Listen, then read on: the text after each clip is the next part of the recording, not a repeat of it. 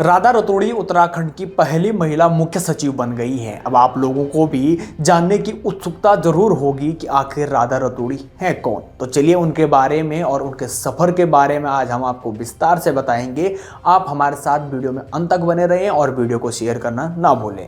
पत्रकारिता के क्षेत्र से अपना सफर शुरू करने वाली वरिष्ठ आईएएस अधिकारी राधा रतूड़ी उत्तराखंड की पहली महिला मुख्य सचिव बन गई हैं। मध्य प्रदेश की बेटी और उत्तराखंड की बहू राधा रतूड़ी अपनी सादगी, सौम्यता और ईमानदार छवि के लिए भी जानी जाती हैं। आईएएस राधा रतूड़ी अपनी संस्कृति से भी खासा लगाव रखती हैं। पढ़ने लिखने की शौकीन होने के साथ ही लोकगीतों के प्रति भी उनका लगाव कई मंचों पर झलकता है। राधा रतूड़ी 1988 बैच की आईएएस अधिकारी हैं और उत्तराखंड के पूर्व डीजीपी डॉक्टर अनिल रतूड़ी की धर्मपत्नी है। मुंबई से पोस्ट ग्रेजुएट मास कम्युनिकेशन करने के बाद राधा रतूड़ी ने इंडियन एक्सप्रेस मुंबई में ट्रेनिंग ली। इसके बाद उन्होंने इंडिया टुडे मैगजीन के लिए भी काम किया है। वर्ष 1985 में अपनी पोस्ट ग्रेजुएशन और पत्रकारिता के क्षेत्र में काम करने के साथ ही उन्होंने सिविल सर्विसेज में जाने की तैयारी भी की।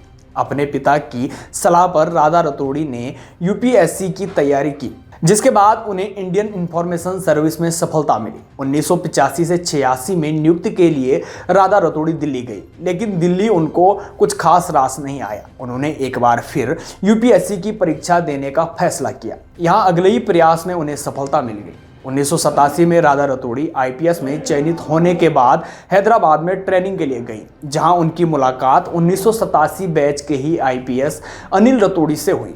यहाँ अनिल रतूड़ी से दोस्ती का सफर शुरू हुआ और दोस्ती का सफर प्यार में बदला और बाद में दोनों की शादी हो गई। इंडियन पुलिस सर्विस में बार बार तबादलों के कारण पति पत्नी को अक्सर तैनाती के लिए अलग अलग स्थानों पर रहना पड़ रहा था। इसके बाद राधा रतूड़ी ने आईएएस के लिए प्रयास किया। 1988 में राधा रतूड़ी ने आईएएस का एग्जाम क्रैक किया। उस समय आईपीएस अनिल रतूड़ी उत्तर प्रदेश में तैनाती पर थे, जबकि मध्य प्रदेश बैच के टॉपर होने के कारण राधा रतूड़ी को मध्य प्रदेश का कैडर मिला था। इस तरह एक बार फिर दोनों के सामने अलग अलग राज्यों में तैनाती को लेकर बड़ी चुनौती सामने आ गई। इसके बाद राधा रतूड़ी ने उत्तर प्रदेश कैडर में जाने के लिए प्रयास शुरू किया। करीब एक साल बाद राधा रतूड़ी को उत्तर प्रदेश का कैडर मिला।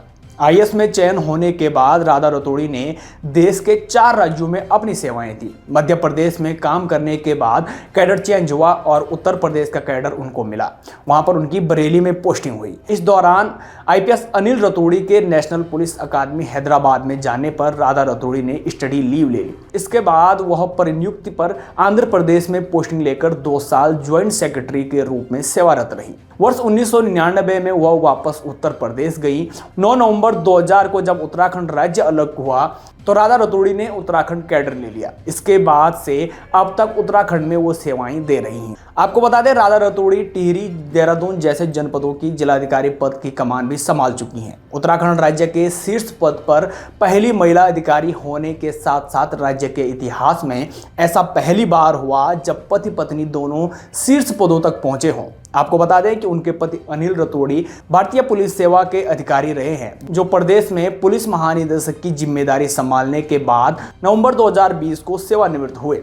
राधा रतूड़ी से जुड़ा एक किस्सा वरिष्ठ पत्रकार राजू नयन भोगड़ा ने साझा किया है। ये तब का किस्सा है जब राधा रतूड़ी टिहरी की कलेक्टर बनी। कलेक्टर के नाते उनका एक विस्थापित गांव में जाना हुआ। लोग गुस्से से भरे बैठे थे और एक ग्रामीण वृद्ध महिला ने खड़े होकर कलेक्टर को खरी खोटी सुनाना शुरू कर दिया।